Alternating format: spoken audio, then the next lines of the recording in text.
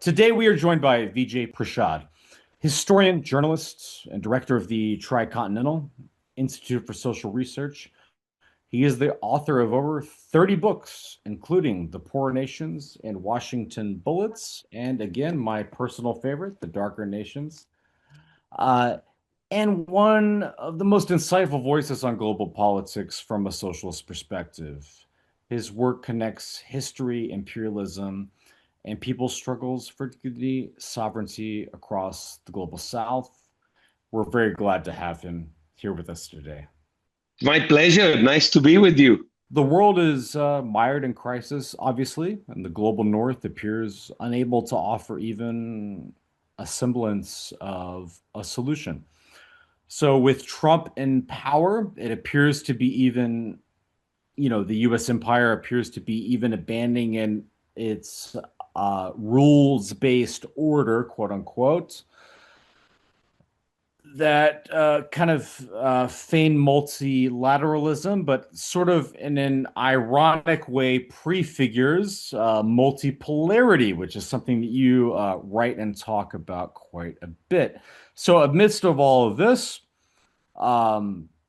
the rise of China as a purveyor of, renewable energy. We have the BRICS coalition coming together as a financial and developmental alternative. I mean, we are looking at the prospect of the US dollar being no longer the global currency. And, the IMF and the World Bank. You have personally referred to this as a new mood of the global South. So I guess we would like you to elaborate a bit on that. So this is a big question we already asked, but to unpack it with sort of two sub questions, what is the significance of this new mood in the global South, and what is its potential and its limitations? What do you think? There is a new mood in the global South. It arises because there's a sensibility that what had been for some time the only address to go to when a country ran into balance of payments difficulties, the only address was the International Monetary Fund. And now there are other options for countries. They don't have to go to the IMF. They don't have to go to Washington. They can go to the People's Bank of China. They can go to some extent to the New Development Bank. They can go to regional banks. There's multilateral, there's bilateral lending from other countries and so on. Lots of options are now available, largely because, to some extent, the center of gravity of the world economy has moved from the North Atlantic states to Asia.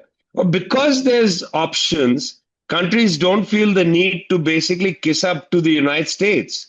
And so they are able to articulate their own views. They're able to talk about their own understanding of the world and so on. And that's the basis of the new mood.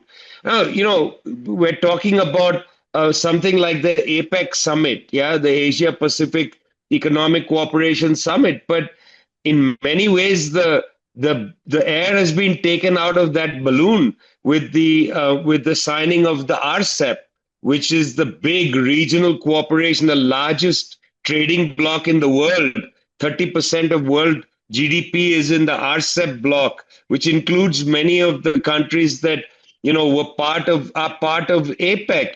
APEC is not a mandatory alliance. It's mainly an alliance that brings countries together. RCEP is a trade agreement. It's an actual agreement. So that's a good example of the new mood of the global South, that countries just sort of walked away from the United States, built their own trading bloc, signed it in Hanoi in Vietnam, and went on their merry way. They don't need to be under the diktat of the United States or the Europeans. And that's a good example of the new mood. The APEC summit. So what is your view about the APEC summit, the Asia Pacific Alliance, and how US imperialism interacts with that? And well, I mean, as I feel, the APEC summit is anachronistic. It's an anachronism. It used to play an important role. at a time when the United States was the dominant economic power in the Pacific. At that time, United States called the shots. It was the major trading partner of most countries. Today, it's not. Today, the major trading partner is China. And the emergence of the RCEP trading bloc has kind of taken the strength out of APEC. But APEC is important because APEC is one of the few platforms where the United States and China both are partners, are members. And it's therefore an important place for the US president and the Chinese president to meet. And once more, there are indications that at the APEC summit in Korea, they may in fact meet. I think that's important. There are very few platforms where the United States and China are equal partners, very few platforms, and in fact declining. So in that regard, APEC plays a role. But I think it's also important to pay attention to the fact is that APEC is only one of two pillars for the United States in the Pacific. APEC is the economic pillar. Again, it's not unlike the RCEP, which is the Regional Economic Cooperation. RCEP is a trade agreement which countries are legally bound to follow. APEC is not a trade agreement; it's merely a meeting. But alongside APEC, there's a military platform, and that's called RIMPAC, the Rim of the Pacific Exercises. APEC is merely the economic face of RIMPAC. These two, in a way, agendas work closely together. But once more, I don't want to underestimate the importance of something like APEC. We might say we condemn APEC and so on, but it's an important place for the US and China to meet, to try to bring the tensions down between these two very important countries. How do you see multipolarity? So this is kind of a theme. You've written a lot about this. I've read your work about this. It's quite interesting, of course. What does that look like in the future? Multipolarity, which is of course like the U.S. empire kind of no longer being the sole dominant empire, and China, Russia, India, etc., various other geopolitical competitors competing for global space. I mean, what are you thinking about how this looks like and how it affects the international socialist movement in the next, 10, 20 years? Yeah, I mean, it's important to recognize that right now what we are seeing is this new mood that, countries are beginning to feel their oats, as it were, and try to develop their own positions on various issues. But I'm not really sure that at this moment we're in a world where there are multiple poles being developed. I think the United States still is by far the largest military power in the world with 900 military bases. Nobody can compete with the US militarily. They can defend themselves against the United States. Very unlikely that the US will be able to prevail in a confrontation with China, but we don't want to see that even begin. It would be catastrophic. There are military bases all across the US military bases across the Asian rim with the Pacific, but there are no Chinese bases alongside the United States. It's a highly unequal and asymmetrical relationship. So I'm not sure exactly if we are in a phase of multipolarity.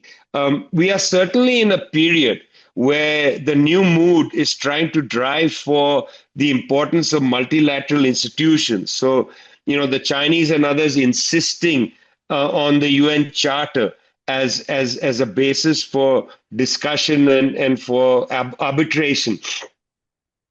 I think this is very important, this phase of multilateralism. I think in the future, if indeed regions are able to consolidate, Africa is able to build its own institutions and so on, we may have something like, I don't know if the term multipolarity is the term, but we may have a kind of regionalism develop, an importance of the region, more trade networks in the region, more commodity chains in the region. I think that might certainly happen, and I think that's a good thing. But I am looking forward to an age when international law is actually abided by and multilateral treaties such as the UN Charter are abided by. The United States just sets these treaties aside and it's the law of the jungle. When they say that Right. when they say that there's a breakdown of the international system, what they mean is the law of the jungle is now being contested. Yeah, and well, as it should be.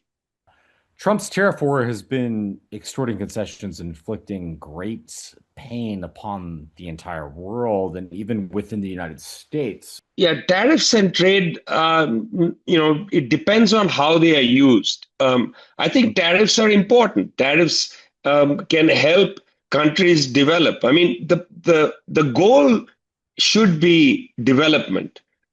These are instruments. Tariffs should not be used as a weapon of war. If tariffs are used to help development, that's good.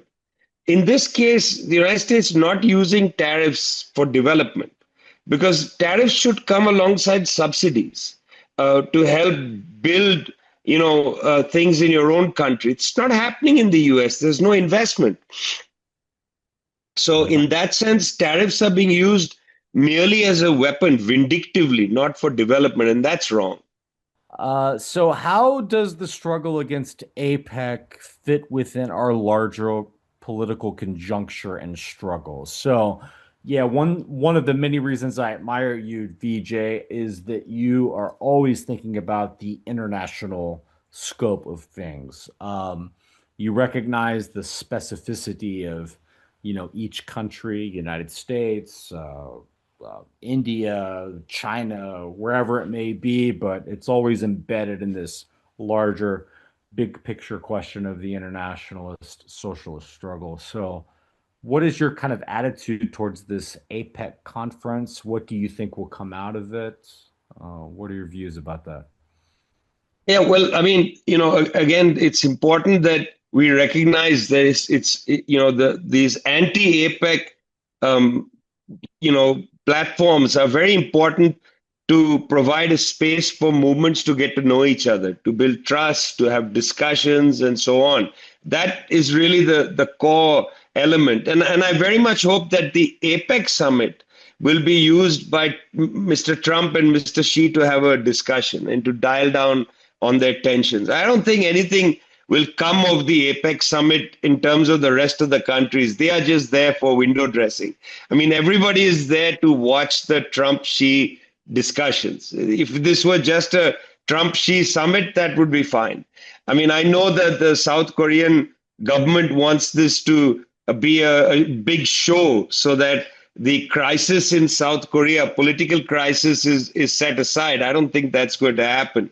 But, I'm looking forward to two things. Trump and Xi having a conversation, dialing down tensions, and then the movements getting to know each other and being able to build firmly an anti-imperialist politics for the future.